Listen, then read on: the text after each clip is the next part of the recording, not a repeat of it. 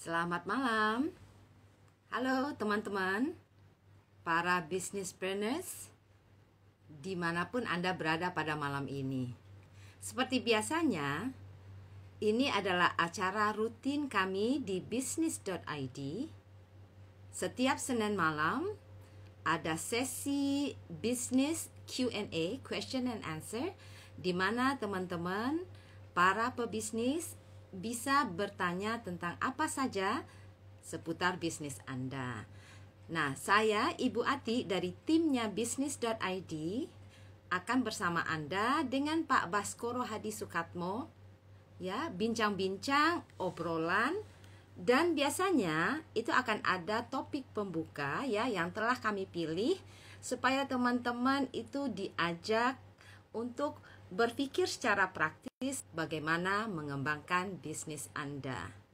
Nah, apakah suara saya sudah jelas terdengar? Tolong kasih jempol ya kalau sudah.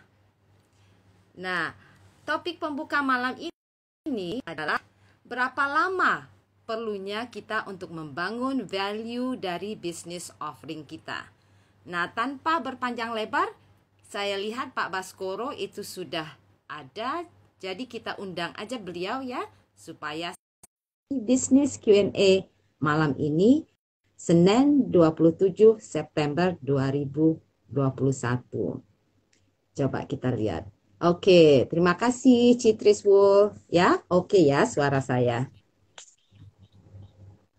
Wah, halo Pak Bas. Malam Bu Ati, halo. Malam, ya. Wah, itu latar belakang itu ya, City Light Jakarta kayaknya. Iya, saya lagi bermalam di Shangri-La karena lagi ada workshop value creation offline dari tadi pagi sampai besok. Jadi daripada besok buru-buru dari rumah ke sini, lebih santainya nginep di sini aja. Gitu, Bu. Betul Apa kabar sekali. Bu Ati? Ganti-ganti suasana. Baik-baik juga. Saya seperti biasa masih di pojok untuk live Q&A-nya. Juga iya, ini antusias untuk bersama-sama belajar dengan teman-teman para businesspreneurs yang lainnya tentang topik pembuka yang tadi Pak Bas sudah sampaikan. Berapa Ya, lama sih perlunya kita membangun value dari business offering-nya kita? Nah, ya. jadi mungkin dipersilakan aja Pak Bas Oh, dimulai topik. baik. Terima kasih. Waduh, udah banyak nih yang join. Wah, ada Mas Dodi Zulkifli. Wah, pakarnya branding nih. Apa kabar nih? Keren-keren. Ya, saya yakin tadi ada beberapa teman-teman juga yang sudah join yang semangatnya tinggi untuk terus apa namanya nimbrung di Business ID, saling sharing, saling bertanya. Oke, jadi saya ingin menyapa teman-teman. Selamat malam. Assalamualaikum warahmatullahi wabarakatuh. Senang sekali Waalaikumsalam. kita masih bisa bergabung di sini ya, bisa saling ngobrol. Alhamdulillah, semoga teman-teman yang bergabung malam ini sehat walafiat ya. Eh, Amin. amin amin. Dan topik pembuka malam ini, saya tadi berpikir karena itu hubungannya juga banyaknya pertanyaan seberapa lama sih kita membangun value dari business offering kita itu sering kali ditanyakan ya. Karena pertama mungkin latar belakangnya adalah yang namanya apa membangun value itu dilihatnya dari sisi cost. Jadi kalau saya mengeluarkan cost berarti saya juga harus ada jangka waktu di mana saya bisa menghentikan pengeluaran cost itu. Itu latar belakangnya buat kadang-kadang mereka bertanya seperti itu.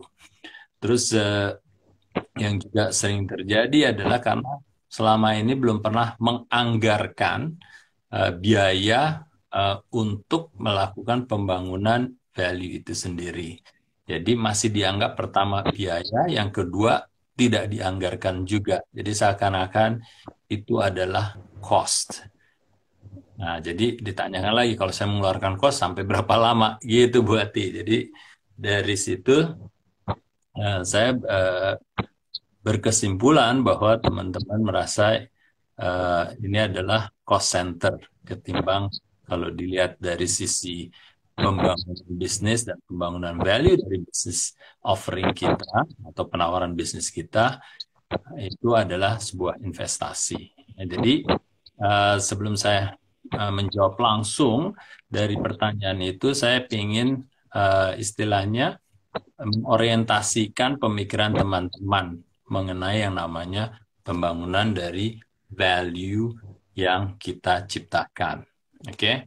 Nah, kalau kita pikir di awal itu selalu saya sampaikan kepada teman-teman bahwa people buys value.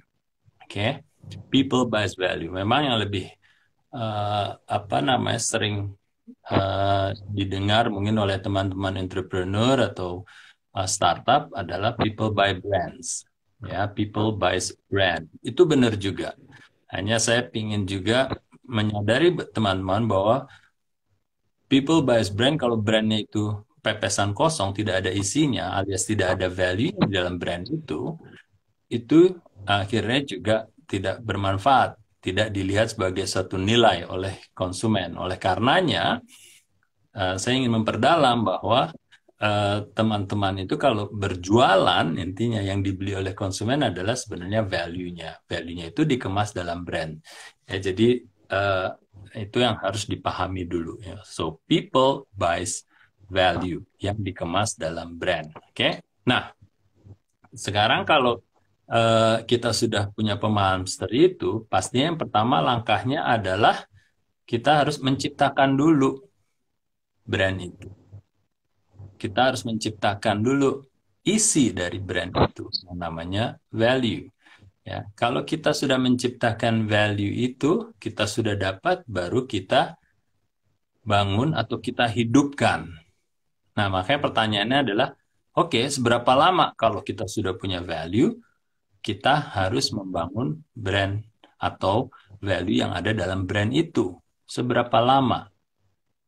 Nah, oke. Nah, kalau kita sudah punya orientasi itu, kita akan mudah untuk memahami betapa pentingnya pembangunan value itu di dalam brand dan dalam business offering kita. Oke. Nah, jadi pertanyaannya kembali, berapa lama? Nah, sederhana aja. Yang namanya value to brand itu adalah satu promise ya, satu kedekatan antara bisnis kita, brand kita dengan customer. Ya. Dan yang namanya pembangunan value itu harus terus berkelanjutan. Nggak bedanya adalah sebuah hubungan ya, sebuah relationship. Brand itu adalah personifikasi dari sebuah penawaran produk atau penawaran jasa. Kalau kita harus memiliki hubungan yang berkelanjutan, berarti selama itu pula kita harus selalu ada di benaknya mereka. Ya, yang ideal adalah top of mind. Makanya kita selalu suka dengar cerita, oke, top of mind awareness, first mention, second mention, apapun itu secara teori dalam marketing ataupun dalam brand. Jadi intinya kita harus memenangkan share of mind, di mana kita harus selalu ada di benaknya konsumen. Idealnya sekali lagi adalah top of mind. Jadi dikala mereka memikirkan suatu kategori, brand kita harus ada di atas, tertinggi, atau paling tidak bagian dari brand-brand yang selalu diingat. Oke, makanya selama itu pula kita harus memastikan bahwa kita harus terus membangun value kita dan terus mengkomunikasikan brand kita sehingga brand kita menjadi top of mind. Oke, sehingga menjadi top of mind, dan dikala mereka membutuhkan kategori yang sama dengan produk atau jasa kita, brand kita akan selalu ada di top of mind mereka. Jadi sesederhana itu.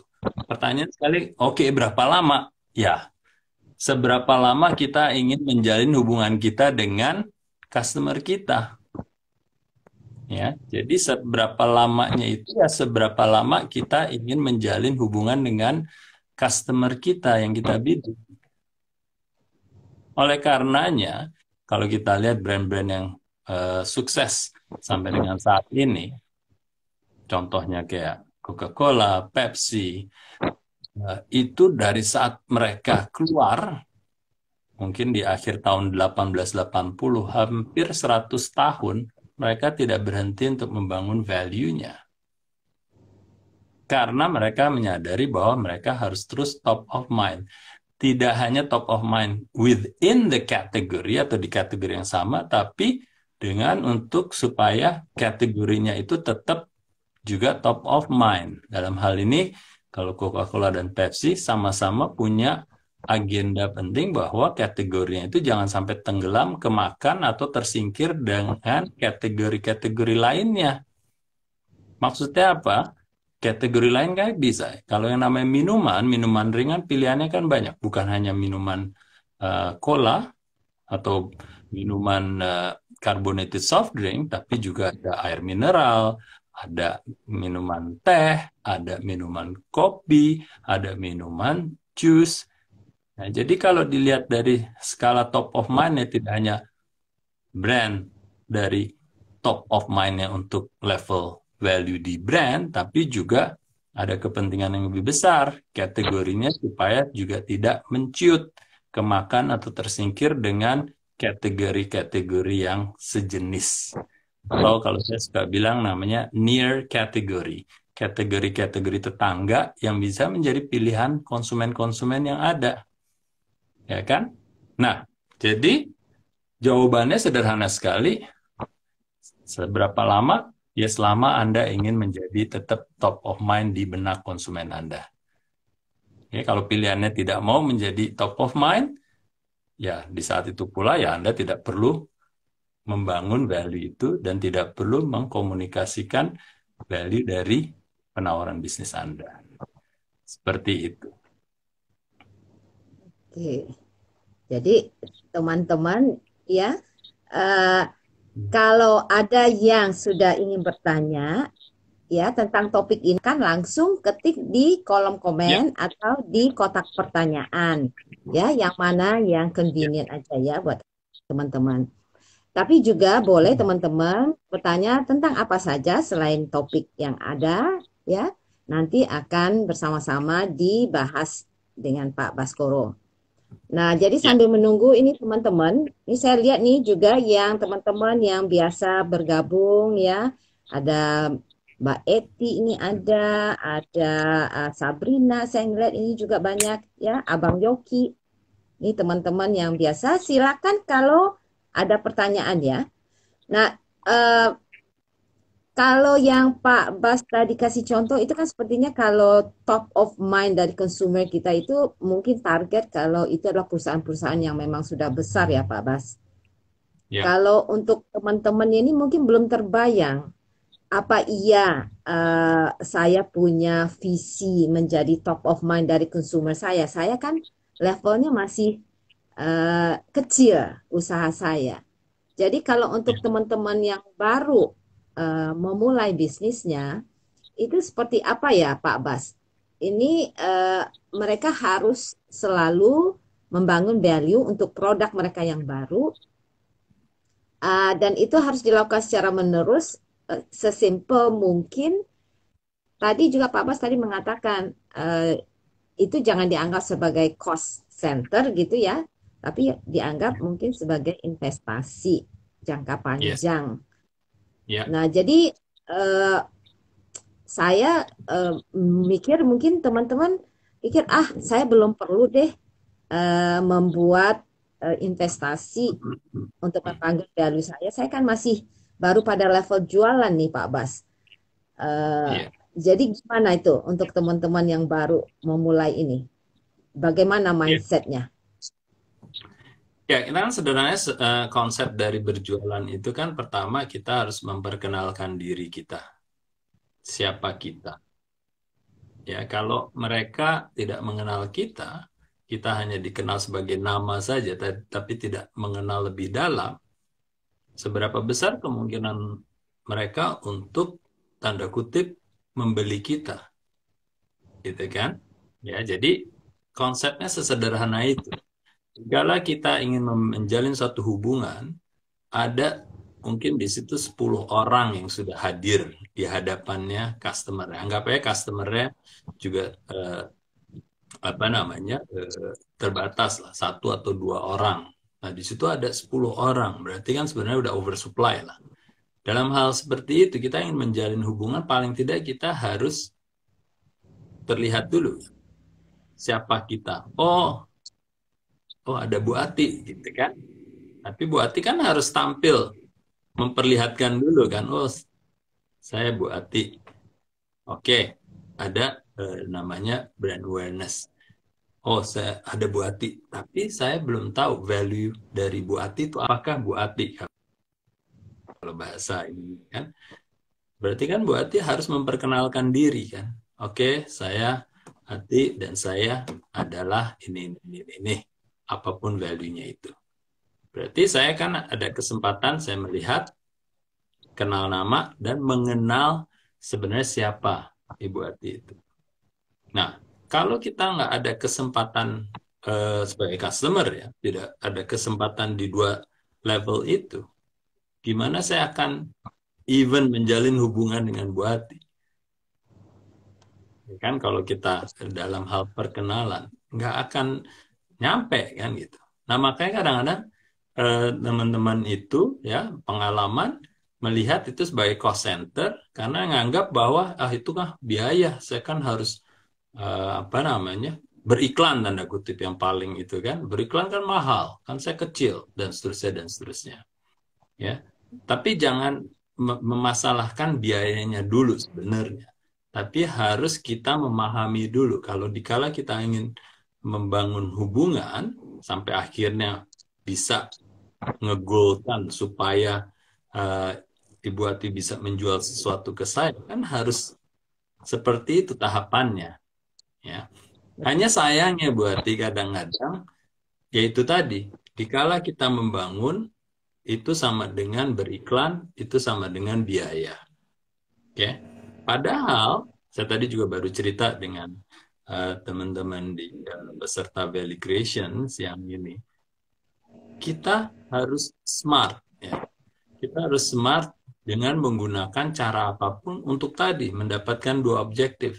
Saya kelihatan tampil dan saya terdengar untuk supaya bisa memperkenalkan diri apa yang saya ingin sampaikan. Dan itu kan tidak melulu menggunakan iklan. Tidak melulu harus berbiaya besar. Ya, kita bisa mainkan banyak hal. Bisa memainkan kalau kita bisnis yang berbasis outlet, kita gunakanlah outlet itu sebagai media promosi kita. Kita nggak perlu beriklan. Nah, itu sudah diperlihatkan mungkin kalau kayak Haus gitu ya. Di tahun pertama, tahun kedua, outletnya udah 60, tahun pertama, tahun kedua udah di atas 100 ya. Nggak salah 106 pada saat itu Mas Gufron cerita. Itu baru di 2 tahun awal. Tapi mereka tidak beriklan di TV, mereka tidak beriklan di radio, tapi fungsi dari outlet itu sendiri yang menjadi media promosinya, media pengenalannya. Oh, sudah tersebar ya dengan strateginya mulai dari luar lingkar Jakarta, dari tanda kutip satellite city-nya ya, pinggiran kota, itu yang digarap, jumlah outletnya terkonsentrasi di situ, Jakarta di pinggiran Jakarta, tanda kutip, akhirnya itu menjadi media promosi, value-nya terkomunikasikan dengan baik di situ. Ya, pada saat itu di awal memang Mas Gufron ceritakan ada program goceng. Jadi ada produk yang nilai mulai dari Rp5.000 sampai dengan rata-rata Rp15.000. Tapi akhirnya mereka dapat gitu, mereka bisa Haus dalam hal ini bisa tampil, terlihat, dan bisa mengkomunikasikan value-value-nya. Value-nya apa? Semua orang berhak minum enak kan, dengan harga yang reasonable, mulai dari 5.000 sampai dengan 15.000 rata-rata. Itu tersampaikan. Nah, apakah itu mahal? Nah, itu udah bagian dari bisnisnya. Pinter-pinternya kita aja menggunakan media apa yang paling smart. Saya juga pernah cerita, saat Unlin itu adalah usaha yang skalanya UMKM di kelas perusahaan-perusahaan besar. Saat Unlin baru mau berpromosi itu relatif terhadap pemain-pemain yang ada kayak Nestle, kayak Bendera itu kecil sekali. Jadi seakan-akan UMKM-nya di kelasnya itu. Ya, makanya saya selalu bilang jangan berpikir kalau kita lebih kecil itu menjadi kerdil dan tidak berdaya. Tapi sebaliknya, media apa yang bisa kita pakai sehingga tujuan kita tercapai. Ya, dalam hal ini kalau pada saat dulu di Anlin di awal tahun 2000 itu menggunakan public relations, publicity. Nah, itu sama. Ya, tentunya dengan konten yang dipikirkan, strategi kontennya dipikirkan nggak bisa segamblang tanda kutip menjual dengan brand ya. Tapi harus menggunakan mungkin edukasi osteoporosis pada saat itu. Nah, itu salah satu apa namanya tujuan edukasi yang genuine ya, tapi juga secara tidak langsung orang bisa mengasosiasikan osteoporosis atau kesehatan tulang dengan Anlin. Biayanya melalui PR tidak semahal kalau kita beriklan langsung di media massal ya atau mass media pada saat itu ya di TV, di radio, di iklan cetak kayak newspaper, koran atau majalah dan seterusnya dan seterusnya. Jadi kalau pemain-pemain lain di kelasnya beriklan dengan ratusan juta bahkan miliaran rupiah, Anin tidak spend sebanyak itu. Tapi tujuannya tetap tercapai dengan cara yang bisa di afford ya, apa bisa dijangkau oleh Anin yang notabene-nya adalah UMKM di kelas itu gitu lah. Ya, ya, menarik Pak Bas. Ya, jadi kadang-kadang jangan sampai kita berpikir nggak bisanya dulu ya Pak Bas. Iya, Kalau sebelum di top of mind, kita kan harus mulai dari tangga pertama yang kayak Pak Bas bilang. Harus orang tahu iya, dulu ya iya, produk apa jasa kita. Jadi paling nggak mulai dari sana teman-teman ya. Ini sudah ada pertanyaan. iya. Sebelumnya nih John Allen. Aduh, Pak John John, disanggri malam ini. Tapi masih menyempatkan diri nih ikut malam ini. Ini dari Ito Hatma. Apakah ya. top of mind hanya bisa dengan iklan yang banyak, Pak? Tadi sudah disampaikan oleh Pak Bas ya, bahwa tidak hanya melalui iklan, tetapi dari berbagai media ya yang tepat ya sesuai dengan kemampuan bisnis Anda pada saat ini.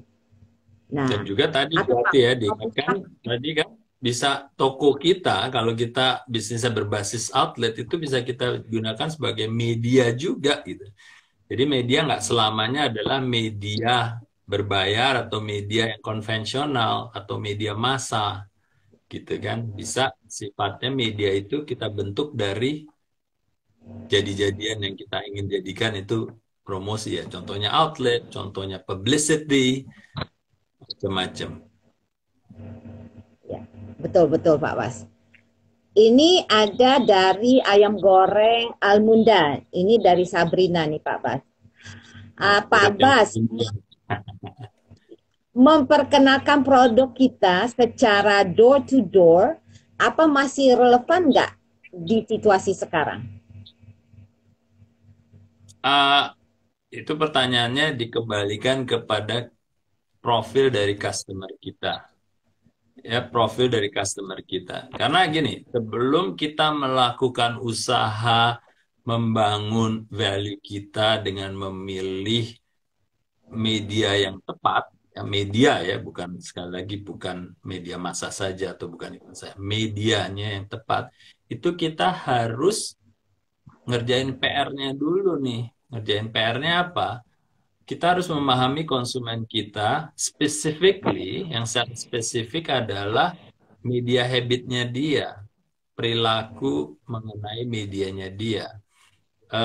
Bisa jadi kita pahami mereka itu seumpamanya mereka mengkonsumsi sosial media, mungkin kalau di Indonesia kalau nggak salah bisa sampai 5 jam sehari umpamanya, ya.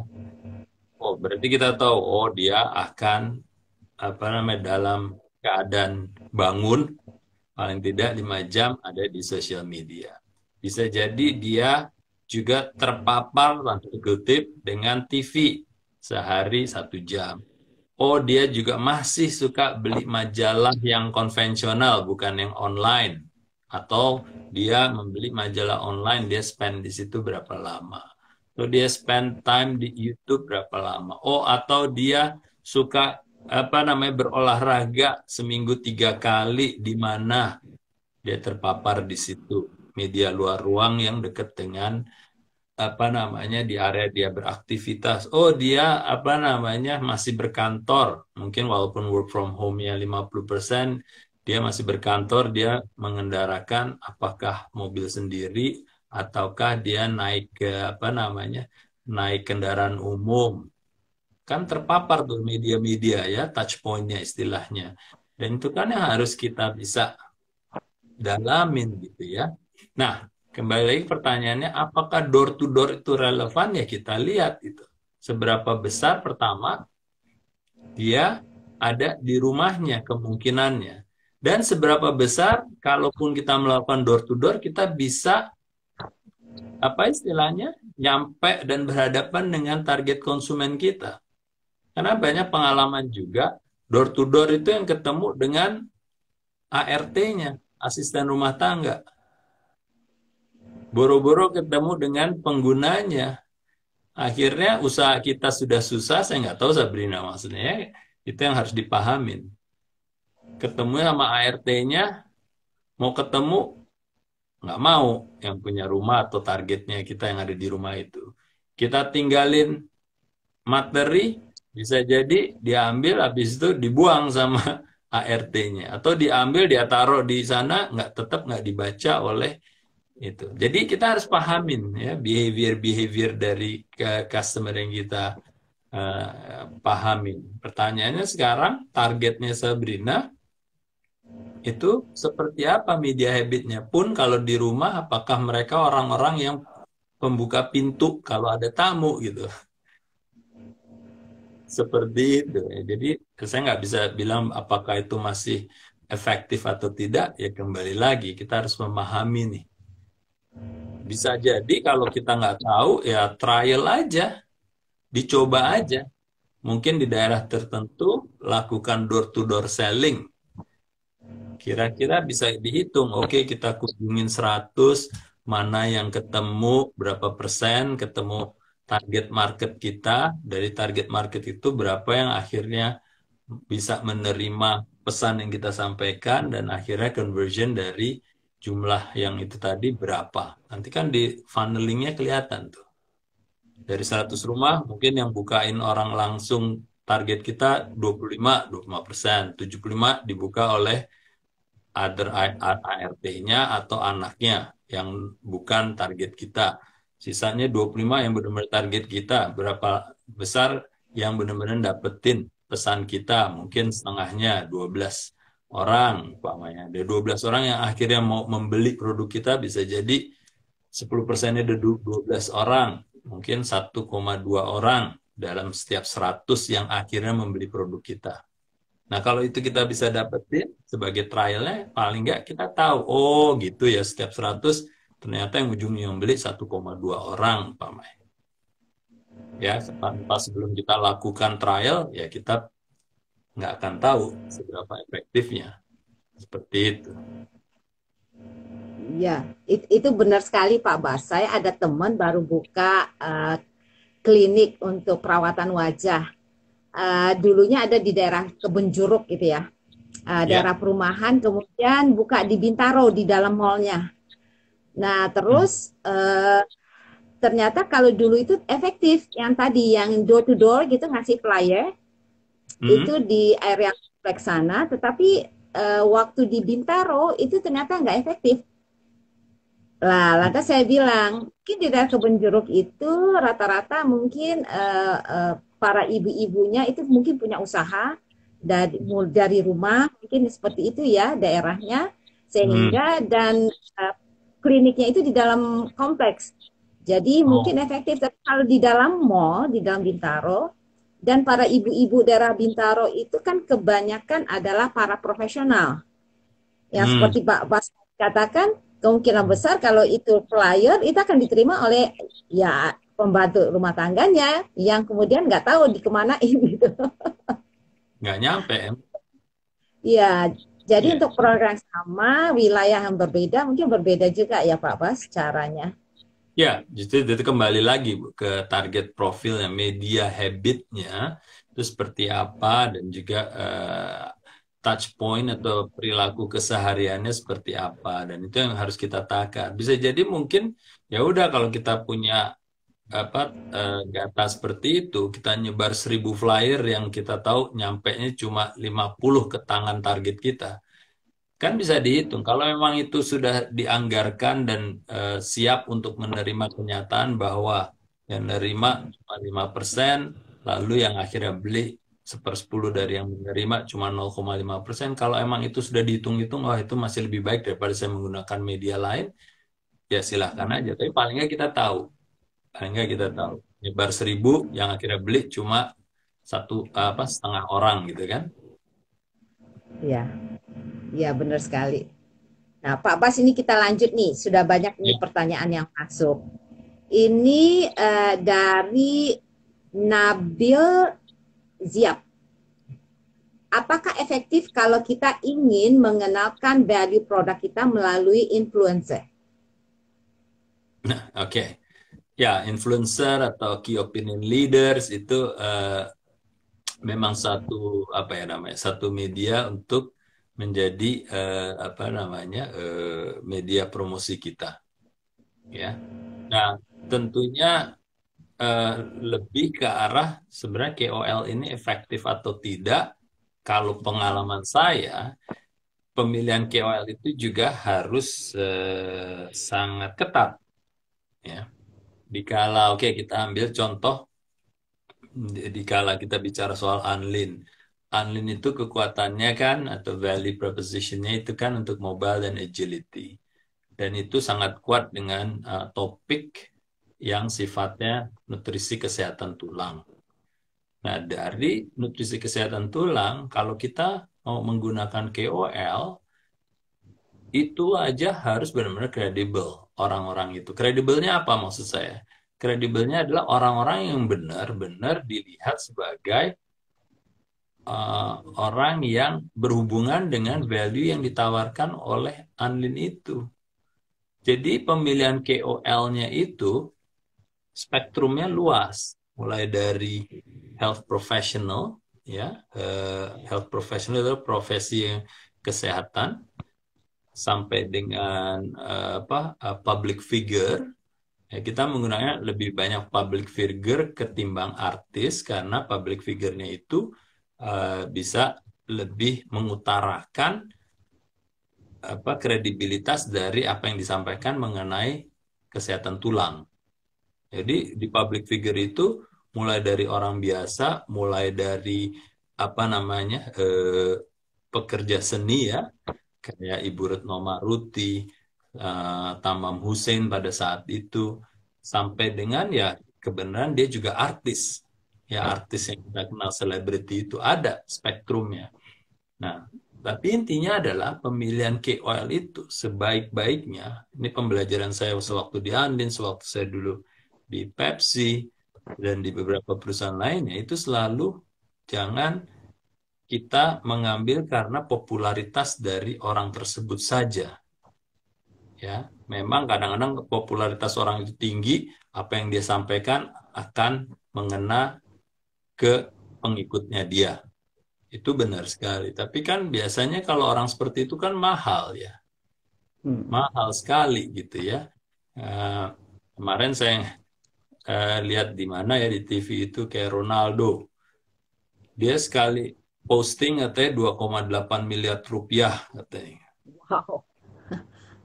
Gitu. Jadi siapa lagi 2,2 miliar ya memang pengikutnya ratusan juta orang gitu ya di planet ini gitu ya. Tapi ya kalau kita punya duit segitu, sekali posting 2,5 miliar, ya silahkan aja. Saya yakin pasti kuat gitu. Tapi kalau kita bicara umpama pun yang nggak sampai 2,5 miliar, sekali posting 200 juta atau 20 juta, kan kita harus menakar gitu ya. Kredibilitas dia untuk menyampaikan pesan yang sesuai dengan value brand kita tuh benar-benar kredibel nggak di mata pengikutnya. Itu yang harus ditakar. Seperti itu. Nah, pada saat itu kebenaran Alin cukup berhasil menggunakan KOL-nya mulai dari iklan sampai dengan apa namanya publicity. Yang dipilih adalah orang-orang yang pemakai Alin. Jadi pada saat itu kita nggak pakai istilahnya kerjasama dengan KOL yang bukan pengguna Alin. Paling tidak masa saya ya. Di saat itu mereka jadi punya kredibilitas yang lebih tinggi. Testimoninya pun itu kelihatan, Bu. Orang yang benar-benar menggunakan dan mendapatkan manfaatnya, akhirnya dia cerita itu kelihatan bobotnya. Kalau benar-benar dia pengguna dan dia pengguna anlin ya, bukan pengguna-pengguna narkoba ya. Pengguna anlin, itu kelihatan, Bu. Bahkan testimoninya kita buka supaya itu benar-benar genuine, ya asli testimoni mereka.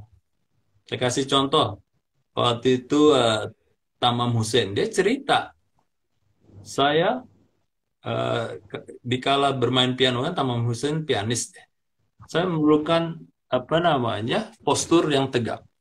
Dan di saat ini saya perlu tulang yang kuat supaya mendukung postur tubuh saya saat bermain piano. Terus ada Ibu Retno Maruti, ya penari Jawa. Kita mikir kan penari Jawa lemah, lembut, tapi ternyata setelah dia cerita, itu kalau penari Jawa itu kalau pas miring, Bu, gitu, itu kan nahan kakinya di satu kaki itu kan berat banget tuh. Dan dia bilang, untuk menopang tubuh saya saat menari, saya memerlukan tulang yang kuat, kurang lebih gitu. Genuine dengan situasionalnya dia. Itu adalah beberapa apa namanya testimoni yang diberikan oleh KOL yang notabene-nya kredibilitasnya cukup tinggi karena mereka benar-benar pengguna Unlin dan sudah merasakan manfaat yang diberikan oleh Unlin buat mereka gitu. Jadi jawabannya adalah ya enggak, kembali KOL itu harus difilter atau di screen mana atau siapa saja yang bisa memberikan kredibilitas dari value produk atau jasa kita. Gitu. Jadi mudah-mudahan ya Nabil ya itu terjawab itu pertanyaannya. Nah, ini ada pertanyaan ya berikutnya Pak dari Hendar Syah Febrian. Izin Pak, ya produk kami selama ini berjualan hanya via online saja. Apakah perlu membuat outlet? Oke, tadi ada pertanyaan yang sama dan ini pertanyaan yang bukan pertama. Jadi saya perlukah membuat outlet ya. Nah, jadi apa namanya? Kembali lagi ya. Fungsi outlet ini apakah hanya sekedar untuk jualan? Apakah bisa menjadi bahagian dari media komunikasi kita atau media promosi kita? Jadi tujuannya apa dulu nih? Oke. Nah, tadi saya juga bercerita siang hari bahwa kalau kita sekali lagi berbasis outlet, kita pastikan gitu loh. Percepatan outlet kita ini fungsinya hanya untuk jualan atau bagian dari promosi. Tadi kan saya udah kasih contoh ya, kayak Haus ya. Dia tidak beriklan di mana-mana, tapi dengan percepatan kehadiran outletnya di area-area yang terkonsentrasi, itu menjadi iklan luar ruangnya dia, gitulah kurang lebih kan. Jadi konsumen bisa lihat, terpapar exposure-nya, terus juga awareness ya, terus juga dia bisa menikmati atau experience apa yang dia lakukan, apa yang diberikan oleh Haus, sehingga hadir langsung di situ menjadi media komunikasi dan promosinya sekaligus. Nah, jadi kembali lagi, cocokkah Ada tambahan ya? Pak Bas, produknya Hendarsyah ini adalah mainan dan buku anak, Pak. Mainan dan buku anak. Ya, kembali lagi. Mainan dan buku anak. Kita targetnya ke siapa? Target utamanya ke siapa? Apakah ibunya yang akan membelikan ke anaknya? Apalagi zaman sekarang ya, anak-anak baca buku. Mungkin sudah menurun kali baca bukunya, sudah apa namanya, digantikan dengan mungkin kalau nggak e-book ya main game kali. Ya, nah, contohnya seperti itu. Seandainya apa namanya yang kita targetin ibunya supaya dia membelikan ke anaknya, berarti kita harus pahami bahwa gatekeepernya si ibunya ini bagaimana kita bisa nyampe ke mereka. Apakah mungkin karena behaviornya mereka kalau jalan-jalan ke mall ya, apalagi sekarang sudah mulai kembali normal. Mall kemarin saya ke Pondok Indah udah ramai sekali, ke Grand Indonesia, Masya Allah ramainya. Itu sudah kembali normal, berarti hiburannya ibu dan anak bisa jadi ke mall. Kalaupun mau buka outlet, kalaupun itu dianggap sebagai media di mana mereka bisa terpapar dengan outlet itu, ya kita bisa jadi bukalah penempatan di mall. Bisa bentuknya kan macam-macam. Nggak perlu buka outlet, mungkin bukanya booth, atau nggak buka outlet, nggak buka booth, tapi kita ngadain aktivitas di mall tersebut. Nggak mau Betul. ngadain aktivitas, kita buat hure-hure di situ, mungkin bekerja sama dengan outlet yang ada di situ. Kan medianya banyak ya. Ya, jadi maksud saya nggak bisa bilang karena saya tidak terlalu memahami karakter dari ibu-ibu yang notabene-nya anak-anaknya mau dijualin buku untuk anak-anak itu gitu loh. Ya, jadi Hendarsyah mungkin PR-nya seperti itu dilihat. Gatekeeper-nya nih ibu-ibu kan. Kalau Betul. gatekeeper-nya dianggap, oh bukan ibu-ibu, anak-anaknya langsung. Oke, itu perlu divalidasi. Benar nggak nih anak-anaknya yang akan ditargetin dan akan mengambil keputusan. Kalau itu benar, berarti kita lihat lagi anak-anak itu. Paparannya kira-kira di mana? Oh, sekarang udah akan mulai sekolah. Berarti di sekolah atau on the way ke sekolah atau setelah sekolah sebelum pulang, kita perhatikan mereka itu terpaparnya touch point-nya di mana gitu. Nah, kalau Betul. itu yang terjadi, bisa jadi nggak perlu buka toko gitu loh. Bisa jadi mereka apa namanya ke tempat itu yang cukup reguler dan disitulah kita harus hadir. Bentuknya apa? Mau outlet, mau booth, mau apa? Tergantung lagi. Bisa dievaluasi. Betul sekali, Pak Bas. Ini Mas Hendarsyahnya bilang terima kasih Pak, insight-nya terinspirasi jadinya. Sama Alhamdulillah kalau terinspirasi. Indonesia. Ya. Nah, ini ada pertanyaan Pak Bas dari Ya, Dwiono 46. Duyono. Selamat malam Pak. Ya, Dwiono. Apa yang harus kita lakukan ketika kita memulai usaha? Contohnya jasa barbershop. Mungkin untuk Apa mengenakan value kali ya, Pak. apa yang harus kita lakukan untuk jasa barbershop? Iya, Apa? Oke. dari Ya, jadi value aja, kalau Pak Bas. ini konteksnya tetap value. Tapi kalau saya lihat juga itu tadi kalau kita apa namanya memulai bisnis itu kan selalu kita harus melalui langkah-langkah itu ya untuk memvalidasi ya. Nah, langkah-langkah di Smart Business Map yang selalu kita diajarkan oleh Pak Budi Isman kan, 12 langkah di SBM itu apa saja kan? Mulai dari problem apa yang ingin dipecahkan, siapa yang punya, solusinya apa, berapa besar pasar itu. Moga-moga Duyono udah punya tuh jawaban dari masing-masing langkah itu.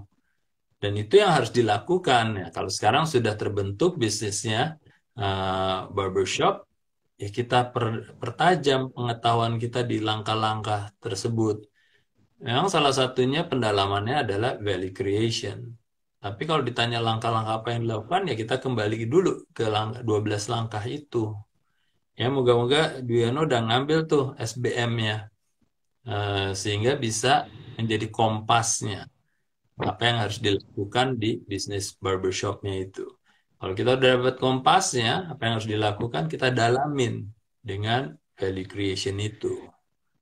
Ya, jadi sederhana aja, langkahnya ambil SBM, pahami, dalami, pertajam 12 langkah itu, lalu kalau masih perlu pendalaman, ya eh, ngambil yang e-course-nya di value creation gitu. Ya. Itu akan Jadi membantu banyak. betul, betul sekali. Jadi mudah-mudahan Mas Diwiono itu sudah mengambil ya e-course-nya yang SBM 7.0. Kalau belum nanti bisa DM ya ke akunnya business.id atau melalui aplikasi di Google Play Store ya. Nanti kita bisa bantu. Nah, kalau sudah nanti sesuai saran Pak Abbas nanti tolong didalami ya. Oke, Ya, baik. Ah, kalau sekarang dibahas terlalu panjang ya Pak Bas, bagaimana langkahnya? biasa. Jadi buat teman-teman mungkin supaya apa ya paham, sebaiknya kita kan harus ada panduannya dulu nih. Panduannya apa? Sehingga pertanyaan kita nanti dari panduan itu bisa ditanyakan di sini. Tapi kalau menanyakannya terlalu luas, nanti akan susah karena ya seperti tadi Bu Ati bilang panjang nanti kita bicaranya apa yang harus dilakukan ini. Ya, jadi nggak bedanya kita belajar istilahnya dimanapun kita harus ada referensi kan, buku panduannya. Dan itu eh, tidak mahal kok ya kalau dilihat ya di business.id yang untuk e-course ya. Itu buat sebagai panduan. Nah, kalau ada pertanyaan di situ bisa ditanyakan gitu. Jadi lebih sistematis istilahnya belajarnya gitu. Terima kasih Pak Bas sudah mengingatkan teman-teman ya. Nah, Thank ini you. ada pertanyaan dari palmes.id. Pak Bas, Palmes. Palmes ya. Bagaimana cara yang paling basic untuk menemukan target market yang paling tepat untuk suatu produk? Karena saya merasa belum menemukan target market yang tepat. Ini produknya apa ya, Palmes? Iya, produknya apa nih?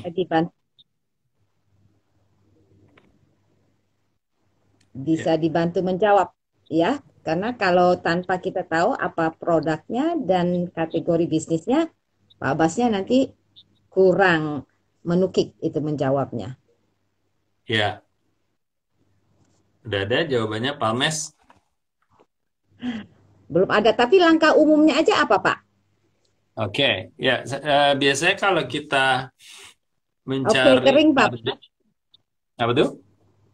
Kue kering. Oh, kue kering ya. Ya, jadi utamanya kalau kita mau menargetkan dari sebuah market, kita harus bisa mensegmentasi dulu. Itu bagian dari disiplin STP istilahnya ya, segmenting, targeting, dan positioning. Jadi sebelum kita targeting, kita harus mensegmen dulu. Istilahnya kita pilah dulu. Ya, kita pilah dulu, kita pahami klaster-klaster apa yang bisa terbentuk. Ya, kalau belajar sekali lagi di value creation, segmentation itu kan bisa dengan cara demografi, bisa dengan cara geografi, bisa dengan cara behavior, bisa dengan cara psikografik. Nah, itu harus kita buat segmentasinya. Nah, kita pilah-pilah dulu, kita kelompokkan ya target market itu menjadi klaster-klaster itu. Itu harus ada apa namanya eh, istilahnya akhirnya kita harus punya keyakinan oh ini ada beberapa klaster umpamanya.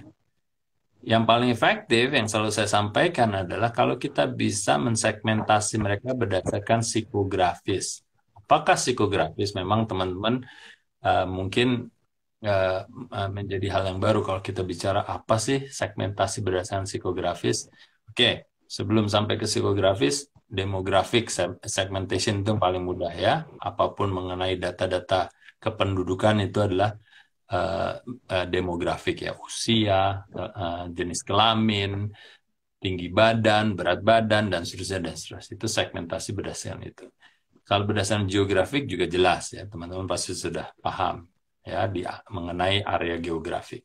Nah, kalau sudah naik tingkatannya segmentasi mengenai perilaku, nah ini mulai agak rumit. Mulai agak rumitnya karena perilaku itu bisa hobi, bisa kegiatan, bisa apa namanya habit, betul, kebiasaan ya, habit itu ya. Bisa berdasarkan itu segmentasinya. Bisa juga kebiasaan mereka berbelanja, frekuensi mereka berbelanja, itu adalah behavior. Jadi kata kuncinya adalah apa yang mereka lakukan, what they do, itu perilaku. Nah, tingkatan yang lebih tinggi lagi, kalau saya bilang, itu adalah psikografis, mensegmentasi berdasarkan psikografis. Mensegmentasi berdasarkan psikografis itu apa? It's how they think, how they feel, and how they aspire. Bagaimana mereka berpikir, bagaimana mereka punya perasaan, bagaimana mereka punya aspirasi. Contohnya apa? Level of prestige, level of convenience, kepraktisan, ke apa luxury itu apa prestige itu ya prestige lah, tingkat prestige yang mereka pingin apa namanya dapatkan ya. Terkesan kan nih, wah nih kayak di awan semua ini bahasa-bahasanya. Memang seperti itu. Jadi kalau kita lihat dari kiri tadi, demografik, geografik, itu fakta data. Semakin kita ke kanan, perilaku dan juga psikografis atau behavior dan psikografik itu semakin menjadi intangible dan lebih muatan emosionalnya meningkat.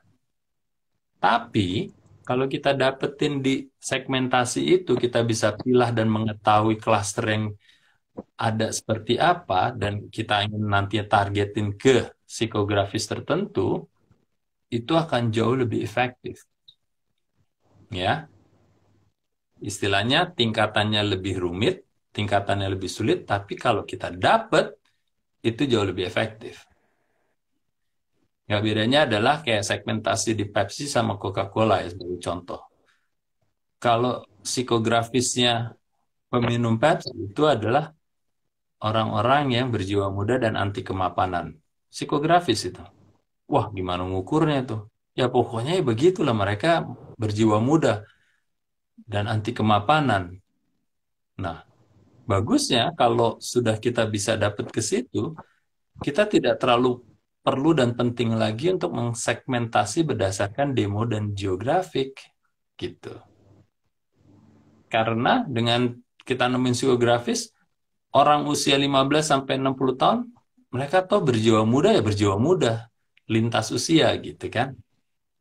Lintas geografis pula, ya orang yang berjiwa muda tuh ada di Amerika, ada di Indonesia, ada di Timur Tengah, dan dimanapun. Nah, jadi maksud saya, teman-teman harus mulai belajar nih tingkatannya, mensegmentasi berdasarkan tidak hanya demo dan geo, tapi naik ke behavior dan psikografis. Kalau itu segmentasinya atau pemilahannya sudah dapat di situ, baru tinggal menjadi pilihan kita untuk memilih dari segmentasi-segmentasi itu. Gitu. Ya, kalau tadi dihubungkan Pepsi itu adalah anti kemapanan dan berjiwa muda, Coca-Cola orang-orang yang openness dan celebration. Lebih orang yang formal, lebih yang ingin merayakan sesuatu. Psikografisnya seperti itu. Jadi terlihat bahwa targetnya pun yang dibidik oleh Coca-Cola dan Pepsi berbeda berdasarkan segmentasi itu. Ya, jadi memang agak rumit, tapi ya kalau mau efektif ya seperti itu. Kita harus berani melangkah lebih dari hanya mensegmen mereka berdasarkan demo dan geo. Oke, jadi seperti itu Pak Almes. Jadi kategorinya apapun, sebisa mungkin kita bisa memilahnya lebih tajam dan akhirnya bisa kita pilih mana yang ingin kita bidik. Oke? Ya. Oke, terima kasih Pak Bas. Ini ada dari AB Huzaifah. Tadi katanya ada pertanyaan, tapi di saya nggak terlihat. Di Pak Bas ada nggak? Dari Udah AB ketimpa. Hudzaifah. Ya, AB_Hudzaifah. Mungkin bisa ditulis ulang aja ya pertanyaannya, kalau memang tenggelam ya. Tapi sementara menunggu ini ya dari AB Hudzaifah, ini dari ada attach ya Mbak Eti ini kayaknya. Ya, Apakah teman-teman para pekerja seni seperti pemusik, pelukis wajah, dan lain-lain di suatu destinasi wisata termasuk UK? bisa diulang Bu, maaf. Apakah teman-teman para pekerja seni seperti pemusik, pelukis wajah, dan lain-lain di suatu destinasi wisata termasuk UK? UK itu apa sih ya Pak Bas? UK, Ah, UK, ah, ah, ah. UK, UK. UK, UK. Termasuk UK. Ah, ah. Pak Etet harus memperjelas nih. Istilahnya apa nih? UK nih. Unit kerja kali. Maaf nih Etet, kalau diperjelas. UK maksudnya apa nih?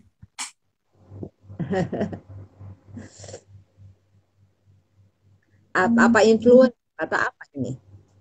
Saya nggak tahu apa istilahnya. Ya, tolong diperjelas KM, UK. oke. UKM katanya.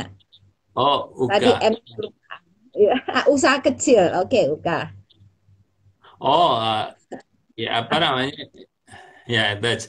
Jadi sebenarnya saya sama Pak Budi juga selalu apa namanya, berpikir bahwa semoga kata-kata UMKM itu nggak dipakai lagi gitu karena UMKM itu jadi kita merasa mikro, merasa kecil ya.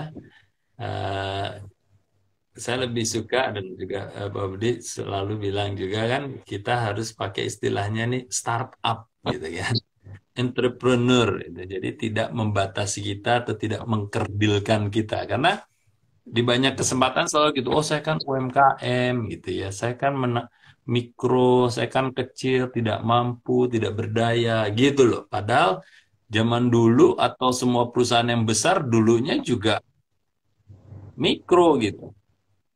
Tapi kan bukan berarti kita melabelkan diri mikro itu untuk menjadi merasa tidak berdaya gitu. Jadi saya pikir pertama buat teman-teman di sini mindsetnya kita rubah aja ya.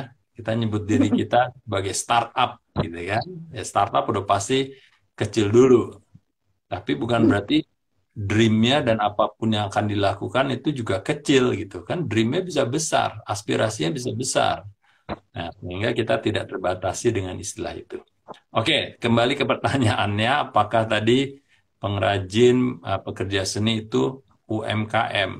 Emang ada klasifikasinya kan dalam UMKM itu berdasarkan eh, sales revenue atau istilah kerennya omset gitu kan. Itu kalau saya nggak salah mikro itu 0 sampai 250 juta per tahun. Kalau saya nggak salah ya. Terus dari 250 juta sampai 5 miliar itu kecil kalau saya nggak salah per tahunnya. Jadi ada klasifikasinya. Ya. Tapi bagi saya itu kan sebenarnya pengklasifikasian oleh pemerintah supaya tahu jumlahnya di Indonesia yang M berapa, yang K berapa. Setahu saya dari data terakhir yang saya baca, itu di Indonesia ada 64 juta. 64 Hmm. juta yang tergabung di klasifikasi UMKM. Dan yang menarik adalah 98,7% dari 64 juta itu adalah M. Jadi 98,7% dari 64 juta itu adalah mikro. Notabene-nya adalah dari 0 sampai 250 juta per tahun omsetnya.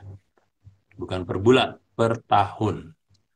Jadi bisa dilihat 0 sampai 250 juta kalau dirata-ratain 125 juta setahun itu usaha-usaha yang mulai dari 10 jutaan eh, per bulan itu masuk di situ mikro ya. Sorry, 150 benar ya, 120 jutaan lah titik tengahnya mediannya umpamanya. Berarti 120 juta per tahun alias 10 juta per bulan. Rata-ratanya seperti itu. Tapi kan 0 sampai 250 kita juga nggak tahu mediannya tuh di tengahnya atau mediannya di 50 jutanya. Ya, jadi itu klasifikasinya kalau mau tahu. Tapi bisa dilihat di apa namanya di Google aja UMKM klasifikasinya seperti apa. Jadi bukan jenis bisnisnya, tapi omsetnya dari masing-masing bisnis itu yang mengklasifikasikan mereka UM atau MK atau M, mikro, kecil atau menengah. Gitu. Ya, jadi itu Mbak Eti mudah-mudahan terjawab ya tentang klasifikasi. Nah, Ya, ini sayangnya ini dari yang akun AB_Hudzaifah. Ini tidak mengulang pertanyaannya karena memang tidak masuk di saya. gitu Jadi, juga bisa lihat. ya, jadi mungkin bisa disimpan dulu ya pertanyaannya. Bisa nanti disampaikan dan kita bahas hari Senin depan di jam yang sama 7.45 sampai 8.45. Ini karena sudah waktunya Pak Bas, sudah lewat 2 menit. Ya, Udah diulang. Oke, udah diulang. Pak Bas melihat nggak pertanyaannya? Karena di saya nggak masuk. nggak ada tuh saya juga nih. Bentar coba ya. Ini karena nih handphone saya ini kalau di scroll dia yang keluar ini ya malah keyboardnya. Sebentar ya, saya lihat nih masih banyak ke bawah. Atau ini Abe Husai bisa di copy paste dan di kopinya apanya di kotak pertanyaannya deh coba. Biar tidak ke scroll. Masukin ke kotak pertanyaannya. Karena di saya juga nggak muncul Pak Bas. Di akun bisnis.id nggak muncul juga nih. Iya nih, udah ulang Bu. Nah iya, udah ulang Bu, tapi belum muncul. Di saya Iya, juga belum muncul, Bu Zai. Ya mungkin itu tadi kalau mau dimasukkan ke kolom pertanyaan tuh yang ada tanda iya. Yang bertanya. ada bulat tanda tanya ya. Bisa diulang. Oke. Ah, mungkin karena belum ada juga dan waktu dan Pak Bas karena besok itu masih harus mempersiapkan diri untuk workshop value creation-nya yang offline. Ya, Jadi mungkin teman-teman yang belum sempat ya bertanya atau pertanyaannya itu belum terjawab ya, kami mohon maaf bisa disimpan untuk ditanyakan minggu depan. Nah, ya. untuk minggu ini, hari Rabu yang biasanya ada ngobrol bareng bersama Pak Budi Isman, itu nanti akan jadi di hari Jumat. Ya, jadi teman-teman tolong dipantengin IG-nya bisnis.id untuk info tentang event dan program-program yang gratis dari kami berikutnya. Jadi terima kasih banyak teman-teman yang sudah malam ini hadir. Terima kasih Pak Bas di sela waktunya masih sempat untuk ngobrol di Business Q&A malam ini. Selamat Sama-sama. malam, tetap sehat ya Pak Bas, semangat. Ya, terima kasih teman-teman. Ya, Oke, sampai jumpa salam. ya. Sampai ketemu lagi teman-teman. Malam Bu Ati. Assalamualaikum. Malam. Waalaikumsalam warahmatullahi wabarakatuh.